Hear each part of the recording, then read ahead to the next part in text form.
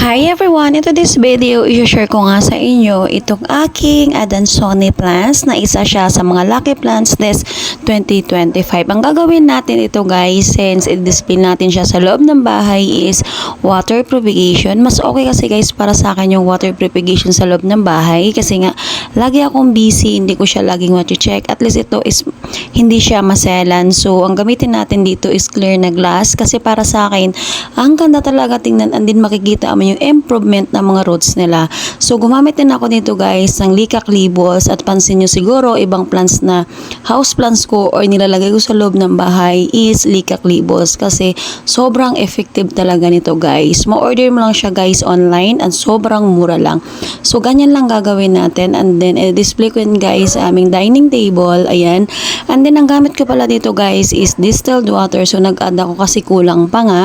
Pero dapat guys, wag yung sobra-sobra ha, yung tama lang. Tansya nga lang ginagawa ko. Kaya gayahin nyo na lang guys kung paano ko ginawa. And then, maglalagay lang ako dito guys nung distilled water at i-display ko siya sa loob ng bahay. At least guys, is sinecheck ko siya pag medyo tuyo na yung lika. Ang ginagawa ko is nag-a-add lang ako ng water. So, ganun lang guys gagawin nyo kung gusto nyo maglagay ng plant sa loob ng bahay. Thank you for watching. Bye!